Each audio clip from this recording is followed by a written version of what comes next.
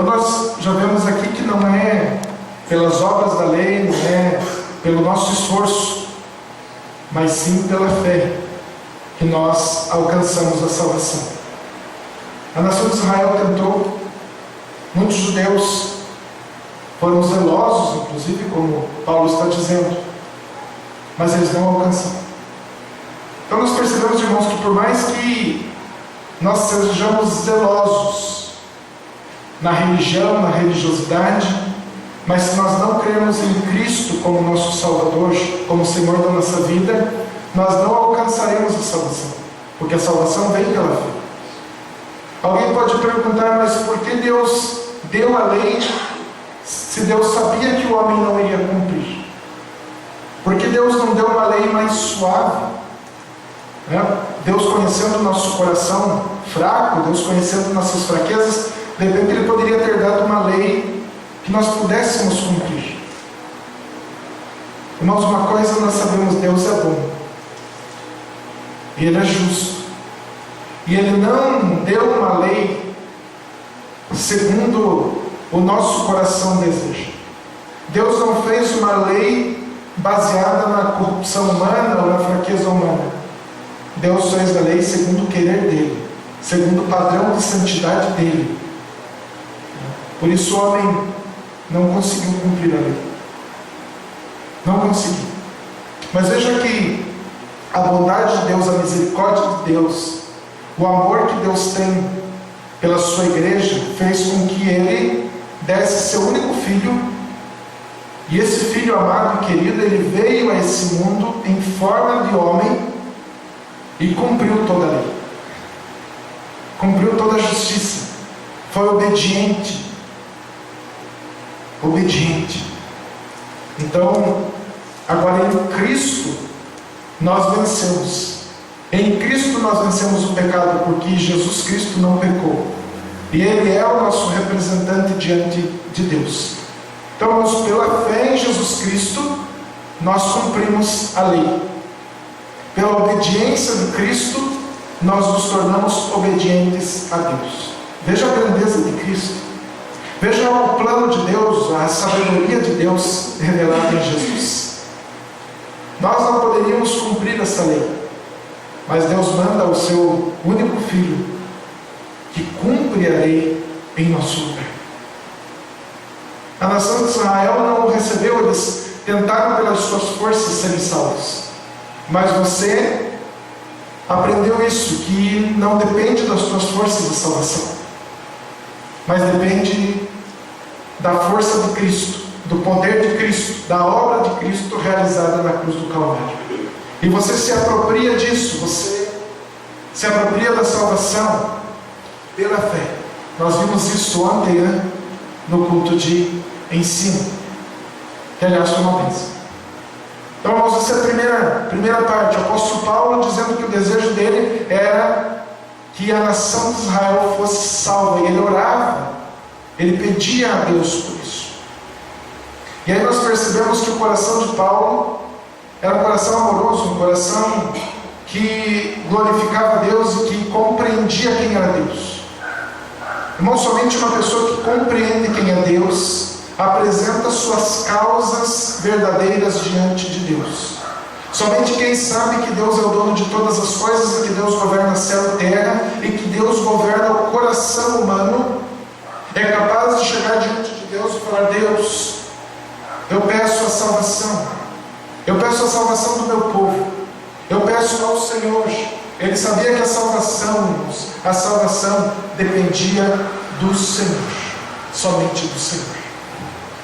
Não está em nossas mãos, não está em nós. Sabe, se tivesse em nós a salvação, em nosso poder, se nós pudéssemos converter uma alma, então o homem teria esse poder. Mas se nós podemos converter, nós podemos desconverter também. Então Paulo, entendendo isso, que Deus é o dono de todas as coisas, Paulo, entendendo que Deus é soberano e é o Senhor de tudo, ele apresenta essa nação diante de Deus, ele pede a salvação para Deus. Irmãos, nenhum de nós, e nunca nenhum ser humano, teve a capacidade de levar uma pessoa à conversão. Nenhum de nós tem a capacidade e a condição de levar alguém ao arrependimento. Nós não temos essa força, não está em nós. A nós cabe pregar o Evangelho, a nós cabe anunciar a salvação, e o Espírito Santo é aquele que transforma o coração do homem. O coração endurecido pelo pecado, o coração terrível, o coração que não aceita Deus de jeito nenhum. Aí o Espírito Santo age e transforma essa vida. Por isso Paulo estava orando ao Senhor. Por isso Paulo estava pedindo a Deus pela salvação desta nação. Isso nós devemos aprender. Talvez você tenha pessoas na tua família, e nós temos, na verdade, toda essa região aqui, o nosso bairro, a região do Porto Meira, que temos 50 mil habitantes mais ou menos, e muita gente não tem a salvação, muitos não foram atingidos pela graça de Deus. Então, como igreja, nós temos que clamar por eles. Como igreja, nós precisamos pedir a Deus, buscar no Senhor a salvação para essas vidas. Deus, Ele é o Todo-Poderoso. E Jonas está escrito: ao Senhor pertence a salvação. Ao Senhor. Aí o que ele vai falar nos versículos seguintes. Moisés descreve a justiça que é pela lei, dizendo: o homem que fizer essas coisas viverá por elas. Parece um pouco contraditório, mas o que Moisés estava dizendo? Aquele que cumprir a lei viverá pela lei. Mas acontece que ninguém cumpriu a lei. Então a lei, irmãos, a lei é boa.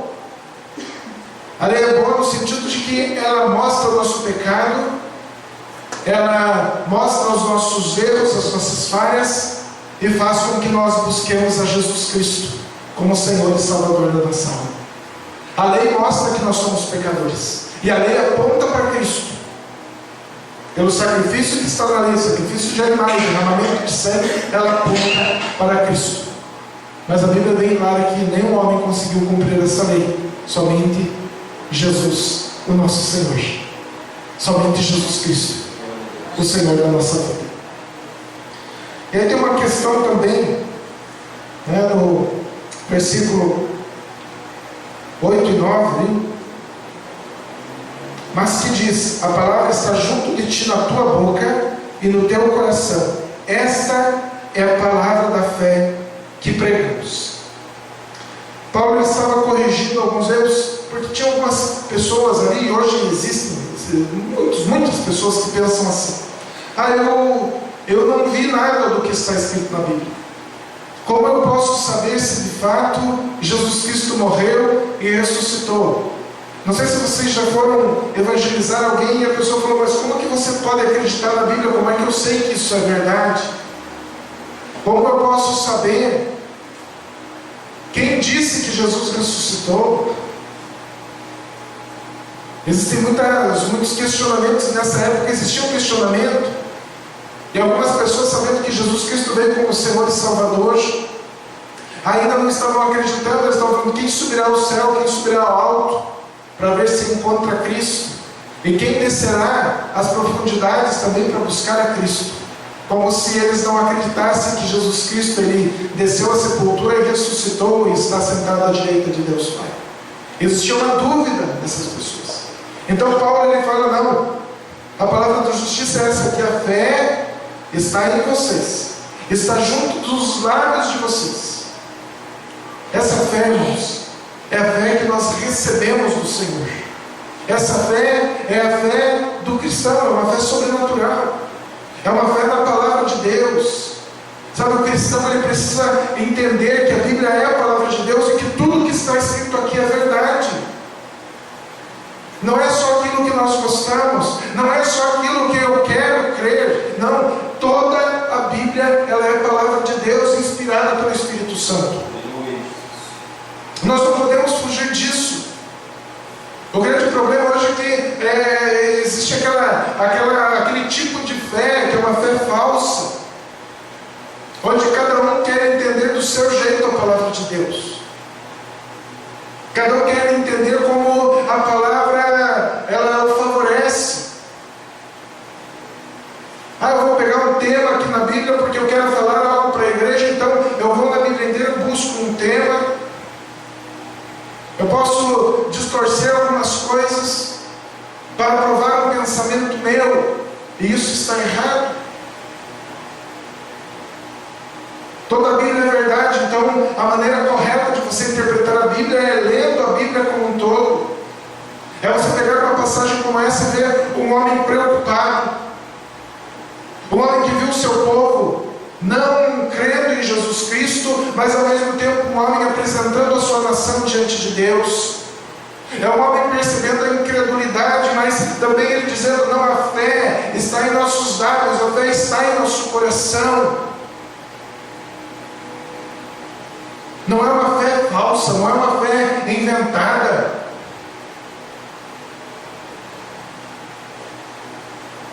É uma fé verdadeira. É uma fé que torna a igreja de Cristo uma igreja forte, uma igreja firmada nele. E ele vem para algum detalhe muito, muito importante. Versículo 9. A saber, se com a tua boca confessares ao Senhor Jesus em teu coração, creres que Deus o ressuscitou dos mortos, serás salvo, visto que com o coração se crê para a justiça e com a boca se faz confissão para a salvação. Veja que no versículo 9 parece que ele inverte um pouco a ordem. A saber, se com a tua boca confessares ao Senhor Jesus e em teu coração creres que Deus o ressuscitou dos mortos, serás salvo. Ele inverte aqui, mas é só na escrita ali, na hora que ele estava escrevendo a carta, se com tua boca você confessar e em teu coração você crê. Mas nós sabemos, óbvio, irmãos, ele já vai explicar no 10, que primeiro você crê no teu coração, daí você confessa. Veja aqui no 10, ele já explica isso, logo em seguida. 10. Visto que com o coração se crê para a justiça, e com a boca se faz confissão para a salvação. Ele está falando de justiça e ele está falando de salvação. A justificação e a salvação, elas estão juntas.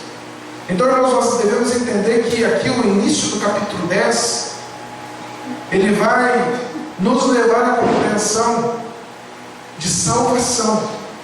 Salvação, a palavra salvação. É a sequência do que nós estamos vendo.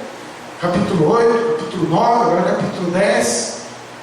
Paulo falando sobre salvação.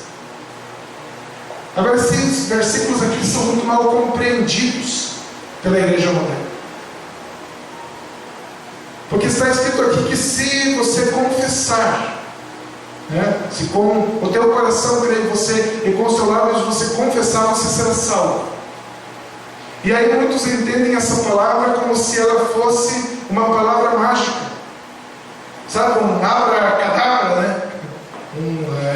O que mais que palavras mágicas que existiam nos desenhos, né? Como você pronunciasse aquelas palavras e pá, coisa acontecia. E vocês já repararam que a igreja moderna está assim, você precisa confessar Jesus Cristo como Senhor da tua vida e você vai ser salvo. E o evangelista, na sua inocência, ele pega uma pessoa e quase que pega pelo pescoço mesmo e fala: você tem que aceitar Jesus, você tem que aceitar Jesus. Confesse. Parece que vai dar uma gravada, assim, um golpe, fala: confessa Jesus para você ser salvo. E a pessoa, de tanto ser importunada, às vezes pelo pregador que fica insistindo: levanta do teu lugar e aceite Jesus, levanta do seu lugar e confesse Jesus, aceite Jesus para você ser salvo. A pessoa acaba levantando. E na verdade a igreja está sendo enganada com essas palavras. Porque não é isso que o apóstolo está dizendo. Ele não está falando de palavras mágicas, que de repente está uma pessoa passando na rua e ela ouve essa palavra e ela pensa: então eu vou correr dentro da igreja e eu vou dizer: eu aceito, eu creio então, porque eu preciso ser salvo. E aí a igreja aplaude e fala: essa pessoa agora está salva daqui para frente. E todo mundo abraça e fala: meu irmão, agora você faz parte da igreja. Isso está errado. Não é isso que a Bíblia nos ensina. E aí você pode falar, mas calma aí, mas nesse versículo não está escrito assim. Esse versículo, irmãos, está escrito que se você crê no teu coração e com os teus lábios você confessar a tua fé, você será salvo. Mas não está escrito aqui que você precisa fazer isso correndo imediatamente para você falar dirigindo essas palavras e Deus livrar a tua alma do inferno. Porque não é pela confissão que você é salvo. Você é salvo pela fé que está no teu coração. Veja bem, irmãos, que isso aqui não é uma coisa imediata. Não é uma obrigação. Pode ser acontecer que durante uma pregação um coração seja regenerado e aquela pessoa compreenda o Evangelho e ela confesse Jesus Cristo rapidamente e essa pessoa foi salva. Mas como nós vamos saber que ela foi salva? Não é porque nós declaramos essa pessoa salva. Nós não podemos declarar ninguém salvo. Qual é o homem que pode olhar para o outro e falar, você está salvo? Mas como eu vou saber? Como eu vou saber se houve uma conversão? Como eu vou saber se aquela pessoa agora ela faz parte da igreja? Eu vou saber, irmão, segundo a palavra de Deus que nos ensina, que para que você seja salvo, você precisa permanecer na fé. Você precisa ser fiel ao Senhor. Não é simplesmente você confessar, mas é você viver o Evangelho. É você viver a palavra. É você produzir frutos. Pelos frutos se conhece a árvore. Se você está na igreja há 20 anos e até hoje os frutos foram amargos, o teu coração não se alegra na presença de Deus, você comete os mesmos pecados da mesma forma que você cometia antes de você vir para a igreja, você não está salvo. Não pense que essas palavras são mágicas e vão levar você para o céu. O que vai te livrar da ira vindoura é justamente a regeneração e a transformação do teu coração feita por Deus. Está se declarando muita salvação a cada dia.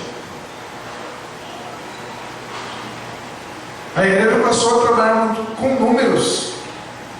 Então vem o pregador pregar a palavra e tenta fazer com que todos aceitem, que todos confessem Jesus. E aí ele volta para casa satisfeito. Ele chega lá e fala, hoje 20 pessoas aceitaram Jesus, 20 nomes escritos no livro da vida. Mas dali 2 semanas o anjo vai ter que apagar esses nomes, porque essas vidas continuaram com a mesma vida, no mesmo pecado, na mesma perdição. Não houve mudança de caráter, não houve regeneração, não houve busca pelo Senhor, não houve oração, não houve interesse pela palavra. Então isso não existe. Uma pessoa que ouviu o Evangelho e levantou a mão e disse que aceitou Jesus e não mudou em nada, essa pessoa foi enganada e está enganando a si mesma. E nós não estamos aqui para enganar ninguém. Nós estamos aqui para pregar a verdade bíblica. Que todo aquele que crê em Jesus Cristo como Senhor da sua vida e se arrepender dos seus pecados, essa pessoa será salva. E isso nós não podemos resolver aqui nesse momento.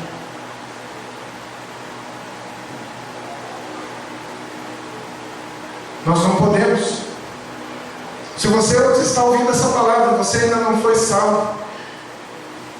Se você está ouvindo a pregação do Evangelho e ainda o teu coração não foi transformado, você só vai saber se teu coração for transformado se na próxima semana você estiver à vontade de adorar a Deus, de se sujeitar a Deus, e ainda na próxima semana você continuar, e no outro mês você estiver firmado com Deus, e agora você vai receber os ensinamentos, a compreensão do Evangelho, você vai ser discipulado. E aí sim você vai fazer a confissão pública, Aí é o momento de você confessar, através do batismo, através do descer as águas, a confissão pública. Você já está fazendo parte da igreja ali com o coração. Agora falta você descer as águas em cumprimento à palavra, para que você seja recebido como membro da igreja do Senhor Jesus Cristo. Não como membro da igreja do Brasil para Cristo dos Jardim das Flores, mas como membro da igreja de Jesus Cristo. E nós vamos acompanhar você, a igreja vai acompanhar você. Sabe, irmãos, a salvação não é uma coisa assim da boca para fora. Paulo não está dizendo que a salvação só está aqui nos nossos lábios, na confissão. Ele está dizendo que se você crê no teu coração, crer no coração significa uma fé profunda, uma fé verdadeira, não é uma fé humana. É uma fé dada pelo Espírito Santo do Senhor. Mas aí você pode perguntar, mas eu creio assim, crer no quê? Crer em quê? Essa mesa está aqui, irmãos, porque hoje é dia de Santa Ceia. E a ceia simboliza algo para nós.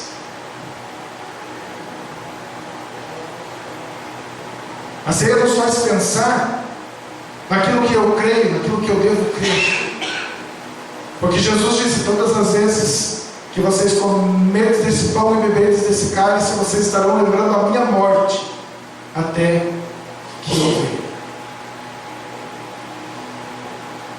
Então vamos entender um pouco o que é o Evangelho, ou entender mais a respeito do Evangelho. Eu sei que você já sabe, a maioria que já sabe. Mas quando nós pregamos é justamente para que essa palavra fique mais firme no teu coração, e para que você possa compartilhar com outras pessoas, evangelizar, levar o Evangelho a toda criatura, como Jesus disse. Veja bem que aqui Paulo ele fala que se você confessar que Jesus Cristo ressuscitou dentre os mortos, você será salvo. Isso faz parte da nossa fé, porque está escrito na Bíblia que Jesus Cristo ressuscitou. Mas vamos lá então. Ele ressuscitou porque ele morreu. Como Jesus morreu? Jesus Cristo ele veio a esse mundo em forma de homem. E nós confessamos isso, que Jesus Cristo, o Verbo, se fez carne e habitou entre nós. A igreja de Jesus Cristo confessa isso, que Jesus Cristo é o Filho de Deus, que se fez carne e habitou entre nós, viveu como nós, sofreu as tentações que nós sofremos.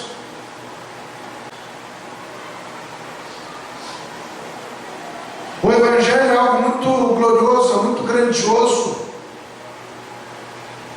Jamais nós podemos reduzir o poder de Deus para salvar o perdido. Jamais nós podemos reduzir o tamanho de Deus. Deus é grande, Ele é o Todo-Poderoso, Ele é perfeito. E nós precisamos estar incomodados, irmãos.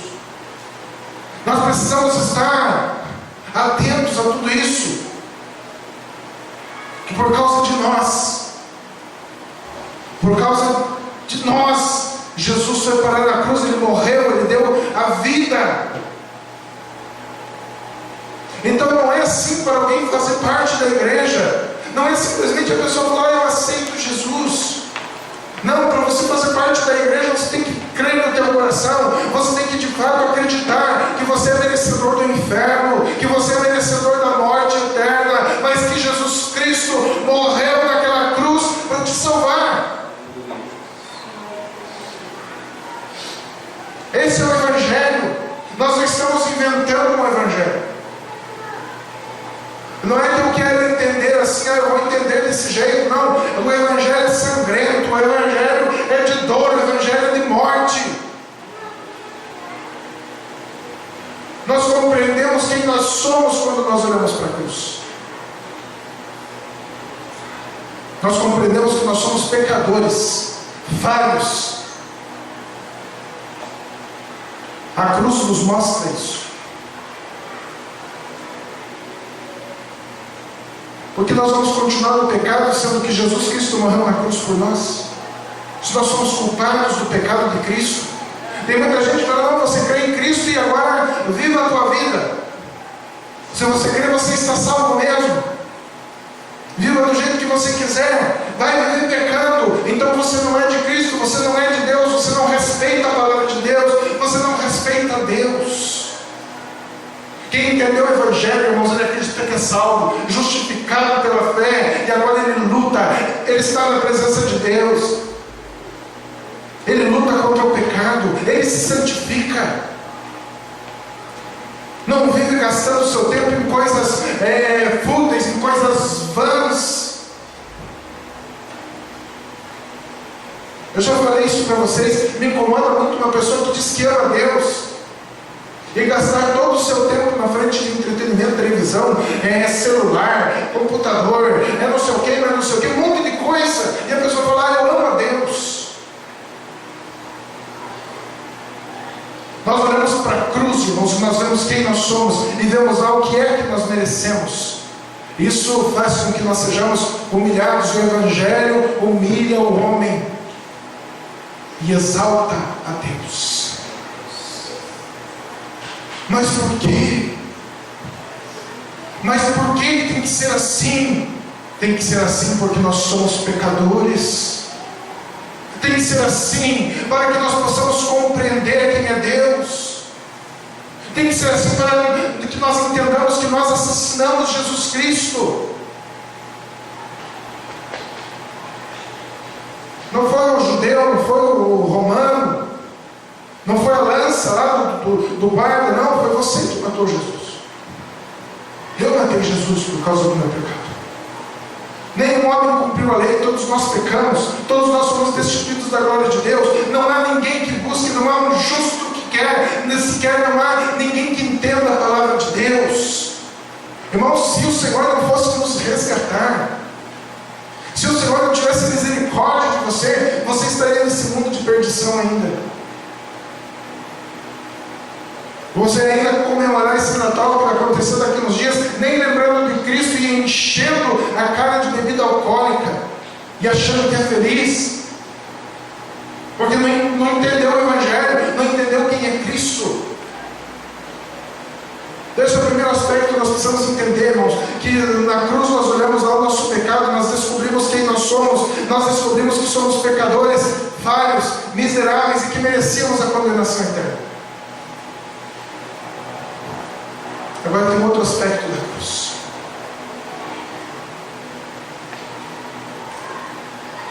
Ela nos mostra que nós somos pecadores, mas na cruz nós vemos o amor muito grande revelado. Somente um cristão que não simplesmente confessa com os seus lábios, mas que ele confessa com o seu coração e ele crê. Somente um cristão pode olhar para a cruz e ver ali o amor de Deus revelado em Jesus Cristo. Que amor tão lindo! Irmãos, eu amar as pessoas da minha família, amar as pessoas que estão à minha volta, isso não é difícil. Agora, Deus nos amou depois de nós termos afrontado Ele. Todas as vezes que nós pecamos é como se nós olhássemos para Deus e falássemos, Senhor, nem existe. A tua palavra não é verdade. Eu rejeito os teus ensinamentos. Quando nós pecamos, nós estávamos fazendo isso contra Deus. É como se nós cerrássemos o punho diante de Deus. Olha, eu que sei da minha vida. E agora qual é a resposta que Deus dá para o seu povo? Ele pega o filho dele e crava na cruz. E fala para o seu povo, eu amo vocês. Eu amo vocês. Eu amo, por isso eu dou meu filho para salvar a vida de vocês. Eu entrego meu filho à morte para que vocês não recebam a morte eterna. Eu castigo meu filho na cruz para não castigar vocês eternamente. Eu amo vocês, é isso que a cruz está dizendo para você. A cruz não está dizendo que você foi amado por Deus porque você era uma maravilha, porque você era bom, porque Deus olhou para você e viu alguma coisa boa. Não. A cruz está dizendo: eu amo vocês, pecadores que vocês são, mas eu amo vocês, eu vou resgatar vocês, eu vou levar vocês para mim por toda a eternidade. Que amor é esse, irmãos? Não tem como, não existe. Eu não vi até hoje um hino cantado em qualquer lugar que fosse, que expressasse esse amor de Deus. Não tem um pregador que consiga explicar tudo isso, toda essa grandeza. A única forma de nós tentarmos compreender tudo isso é olhando para a cruz e dizendo: eu deveria estar lá, eu deveria ir para o inferno, eu afrontei a Deus, mas Deus me ama tanto, Deus me amou de tal maneira que deu o seu único Filho, para que todo aquele que nele crê não pereça, mas tenha a vida eterna. Aleluia. Amor de Deus, irmãos. Amor de Deus. Olha para o teu coração e veja se você é digno desse amor. Não somos. Mas Jesus, Ele veio a seu tempo e Ele morreu naquela cruz por nós, sendo nós ainda pecadores. Jesus não morreu na cruz olhando para nós e falando: poxa, que povo santo, eles merecem. Não foi assim. Nós não merecemos a morte de Cristo. Nós não merecemos o amor de Cristo.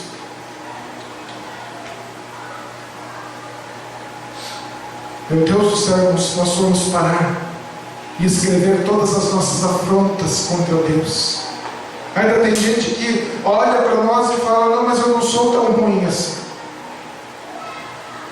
eu não sou tão mal assim, eu nunca roubei, eu nunca fumei droga, eu nunca fiz isso, mas afrontou a Deus, mentiu, virou as costas para Deus. O nome de Jesus Cristo não é pronunciado em muitos lares. O nome amoroso de Jesus Cristo é ignorado pela maioria das famílias. Viram as costas para Jesus, dão um monte de coisa para os filhos, mas não dão uma palavra para os seus filhos.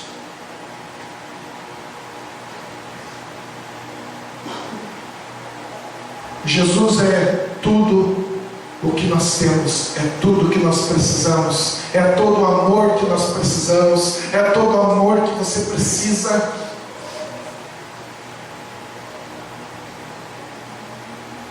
Quando nós entendemos o amor de Cristo, jamais nós vamos nos sentir sozinhos, porque nós sabemos que nós temos um amigo do nosso lado, nós temos alguém do nosso lado que deu a vida por nós. Quando você se sentir triste, saiba que Jesus Cristo, Ele foi até a cruz do Calvário e derramou o sangue limpo e precioso por você. Quando você se sentir abandonado, saiba que Jesus Cristo jamais abandona as suas ovelhas, o seu povo. Ele amou você na eternidade.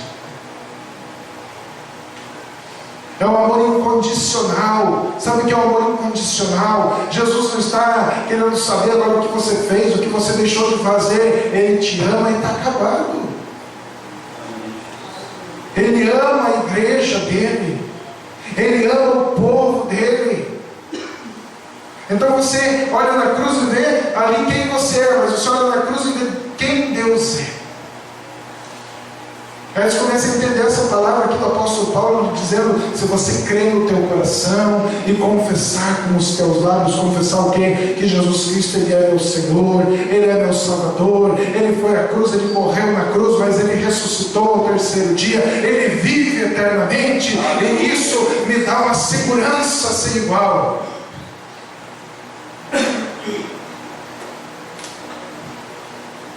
A morte de Cristo nos dá uma segurança, assim como Ele morreu ali naquela cruz. Nós sabemos que vamos morrer, mas também assim como nós sabemos que Ele ressuscitou, nós sabemos que nós iremos ressuscitar também.